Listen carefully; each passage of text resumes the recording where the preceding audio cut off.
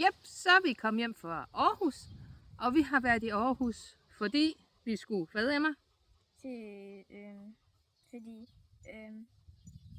vi skulle til ballebørn. Ja, Ballebørn. og hvad fandt vi der? Briller. Og hvad fik vi med hjem til dig? Solbriller. Og de er mega seje! Men vi blev enige om på vejen, at det var bare en super god oplevelse at være i Brillebørn i Aarhus. Fordi, Emma, hvad var det, vi snakkede om? Hvordan var butikken? Det var god. Og hvorfor var den god? Fordi at der var legetøj, og hende, der hed Samina. Hun var meget sød. Ja. Ja, og gode briller. Og solbriller. Og solbriller, ja. Og så ikke nok med det, så var hun rigtig god til at tale med dig i børnehøjde.